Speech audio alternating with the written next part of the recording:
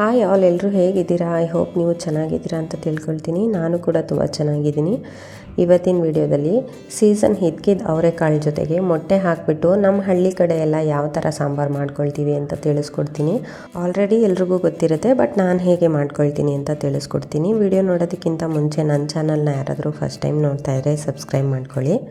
ಹಾಗೆ ಪಕ್ಕದಲ್ಲಿರೋ bell ಐಕಾನ್ನ click ಮಾಡ್ಕೊಂಡು ಆಲ್ ಅಂತ ಸೆಲೆಕ್ಟ್ ಮಾಡ್ಕೊಳ್ಳಿ. ಅವಾಗ ನಾನು ಹಾಕೋ ಪ್ರತಿಯೊಂದು ವೀಡಿಯೋಸ್ ನೋಟಿಫಿಕೇಷನ್ ನಿಮಗೆ ಬರುತ್ತೆ. ಇವಾಗ ತಡ ಮಾಡದೆ ಸಾಂಬಾರು ಹೇಗೆ ಮಾಡ್ಕೊಳ್ಳೋದು ಅಂತ ನೋಡ್ಕೊಳ್ಳೋಣ. ಮೊದಲಿಗೆ ಒಂದು ಮಿಕ್ಸಿ ಜಾರ್ಗೆ ಈರುಳ್ಳಿ, ಟೊಮೊಟೊ, ಒಣಕೊಬ್ಬರಿ, ಹಾಗೆ ಶುಂಠಿ, ಬೆಳ್ಳುಳ್ಳಿ, ಕೊತ್ತಂಬರಿ ಸೊಪ್ಪು, ಅರಿಶಿನದ ಪುಡಿ, ಹಚ್ಚ ಖಾರದ ಪುಡಿ, ಅರ್ಧ ಟೇಬಲ್ ಸ್ಪೂನಷ್ಟು ಧನಿಯಾ ಪುಡಿ, 1-2 ಇಂಚಷ್ಟು ಚಕ್ಕೆ, 6-7 ಲವಂಗನ ಹಾಕಿ ನೀರು ಹಾಕಿಬಿಟ್ಟು ಮಸಾಲೆ ರುಬ್ಬಿ ಎತ್ತಿಟ್ಕೊಳ್ತಾ ಇದ್ದೀನಿ.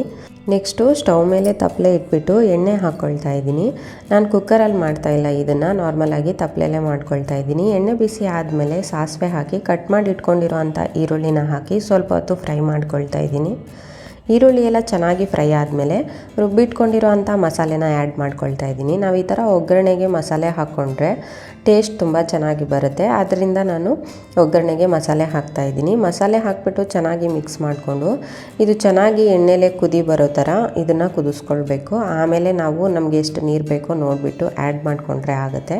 ಲಿಡ್ನ ಕ್ಲೋಸ್ ಮಾಡಿಕೊಂಡು ಸ್ವಲ್ಪ ಹೊತ್ತು ಕುದಿಸ್ಕೊಳ್ತಾ ಇದ್ದೀನಿ. ಕುದಿಸ್ಕೊಂಡಾದ್ಮೇಲೆ ನೋಡಿ ಈ ಥರ ಬಂದಿರುತ್ತೆ. ಅಷ್ಟು ಮೊದಲೇ ಹಿತಕ್ಬಿಟ್ಟು ಎತ್ತಿಟ್ಕೊಂಡಿರೋ ಅಂಥ ಬೇಳೆನ ಇದ್ರ ಜೊತೆಗೆ ಆ್ಯಡ್ ಮಾಡ್ಕೊಳ್ತಾ ಇದ್ದೀನಿ. ನೀವು ಇದೇ ಸಾಂಬಾರನ್ನೇ ಕುಕ್ಕರಲ್ಲಿ ಮಾಡ್ಕೊಳ್ತೀವಿ ಅಂತ ಏನಾದರೂ ಅಂದ್ಕೊಂಡ್ರೆ ಫಸ್ಟು ಬೇಳೆನ ಒಗ್ಗರಣೆ ಹಾಕ್ಕೊಬಿಡಿ, ಆಮೇಲೆ ಮಸಾಲೆನ ಹಾಕಿ. ಯಾಕೆ ಅಂದರೆ ಒಗ್ಗರಣೆಯಲ್ಲಿ ಬೇಳೆ ಸ್ವಲ್ಪ ಹೊತ್ತು ಫ್ರೈ ಮಾಡಿಕೊಂಡ್ರೆ ಬೇಗ ಕುಕ್ಕರ್ ವಿಜಿಲ್ ಬಂದರೂ ಕೂಡ ಬೇಳೆ ಏನೋ ಅಷ್ಟೊಂದು ನೀರು ಥರ ಬೆಂದೋಗೋದಿಲ್ಲ. ನಾನು ಕುಕ್ಕರಲ್ಲಿ ಮಾಡ್ತಾ ಇಲ್ಲ ಅಲ್ವಾ, ಅದರಿಂದ ಮೊದಲಿಗೆ ಮಸಾಲೆನ ಒಗ್ಗರಣೆ ಹಾಕ್ಬಿಟ್ಟು ಆಮೇಲೆ ಬೇಳೆನ ಹಾಕ್ಕೊಂಡಿದ್ದೀನಿ.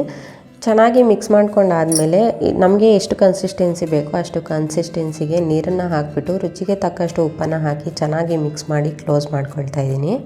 ಇವಾಗ ಒಂದು 5-10 ನಿಮಿಷ ಬೇಯಿಸ್ಕೊಂಡಾದಮೇಲೆ ಇದು ಒಂದು ಅರ್ಧ ಭಾಗದಷ್ಟು ಬೆಂದಿದೆಯಾ ಅಂತ ನಾನು ಚೆಕ್ ಮಾಡ್ಕೊಳ್ತಾ ಇದ್ದೀನಿ. ಒಂದು ಅರ್ಧ ಭಾಗದಷ್ಟು ಬೆಂದಿದ್ರೆ ಸಾಕು. ನೆಕ್ಸ್ಟು ಒಂದೊಂದೇ ಮೊಟ್ಟೆನ ಹೊಡೆದ್ಬಿಟ್ಟು ಗ್ಯಾಪ್ ಬಿಟ್ಟು ಹಾಕ್ಕೊಳ್ತಾ ಇದ್ದೀನಿ. ಈ ಥರ ಗ್ಯಾಪ್ ಬಿಟ್ಟು ಹಾಕ್ಕೊಂಡ್ರೆ ನಮಗೆ ಎರಡೂ ಕಡೆ ಬೇಯಿಸ್ಕೊಳ್ಳೋದಕ್ಕೆ ತುಂಬ ಈಸಿ ಆಗುತ್ತೆ. ಇವಾಗ ಯಾವುದೇ ಥರ ನಾವು ಮಿಕ್ಸ್ ಮಾಡ್ತಿದ್ದಂಗೆ ಫಸ್ಟು ಲಿಡ್ನ ಕ್ಲೋಸ್ ಮಾಡಿಬಿಟ್ಟು ಸ್ವಲ್ಪ ಹೊತ್ತು ಬೇಯಿಸ್ಕೋಬೇಕು. ಆವಾಗ ಒಂದು ಕಡೆ ಬೆಂದಿರುತ್ತೆ. ನಾವು ಇನ್ನೊಂದು ಕಡೆ ನೀಟಾಗಿ ಒಂದು ಮೊಟ್ಟೆನ ಕದಲಿಸ್ತಿದ್ದಂಗೆ ನೀಟಾಗಿ ನಾವು ಮಿಕ್ಸ್ ಮಾಡ್ಕೊಳ್ಬೇಕು. ಅಂದರೆ ತಿರುಗಿಸ್ಬಿಟ್ಟು ಹಾಕ್ಕೋಬೇಕು. ಆವಾಗ ಎರಡೂ ಕಡೆ ಕೂಡ ಬೇಯುತ್ತೆ. ನಮಗೆ ಎರಡೂ ಕಡೆ ತಿರುಗಿಸಿ ಹಾಕ್ಬಿಟ್ಟು ನಾವು ಇನ್ನೊಂದು ಸ್ವಲ್ಪ ಹೊತ್ತು ಬೇಯಿಸ್ಕೋಬೇಕು. ಜೋರಾಗಿ ಕಲ್ಸಕ್ಕೆ ಹೋಗಬಾರ್ದು. ಆ ಥರ ಕಲಸಿದ್ರೆ ಮೊಟ್ಟೆ ಎಲ್ಲ ಒಡೆದೋಗ್ಬಿಡುತ್ತೆ, ನಮಗೆ ಮೊಟ್ಟೆ ಸಿಗೋದಿಲ್ಲ. ಸ್ವಲ್ಪ ಜನಕ್ಕೆ ಮೊಟ್ಟೆ ಬೇಯಿಸ್ಬಿಟ್ಟು ಹಾಕ್ಕೊಳ್ತೀರಾ, ಈ ಥರ ಹಾಕ್ಕೊಳ್ಳೋಕೆ ಇಷ್ಟ ಇಲ್ಲ ಅಂತ. ಆ ಥರ ಇದ್ರೂ ಕೂಡ ಹಾಕ್ಕೋಬೋದು. ಬಟ್ ನನಗೆ ಬೇಯಿಸ್ಬಿಟ್ಟು ಹಾಕಿದ್ರೆ ಸಾಂಬಾರಲ್ಲಿ ಮೊಟ್ಟೆ ಟೇಸ್ಟ್ ಬರೋಲ್ಲ, ಅದರಿಂದ ನಾನು ಈ ಥರ ಹೊಡೆದ್ಬಿಟ್ಟೆ ಹಾಕ್ಕೊಳ್ತೀನಿ. ಯಾವಾಗ ಮಾಡಿದ್ರು ನಾನು ಇದೇ ಥರನೇ ಮಾಡ್ಕೊಳ್ಳೋದು. ಇವಾಗ ಎರಡೂ ಕಡೆ ಚೆನ್ನಾಗಿ ಬೆಂದಿರುತ್ತೆ. ಸೊ ತಳ ಏನಾದರೂ ಹಿಡ್ದಿದೆಯಾ ಅಂತ ಚೆನ್ನಾಗಿ ನಾವು ಕಲಿಸ್ಕೊಂಡು ನೋಡ್ಕೋಬೇಕು.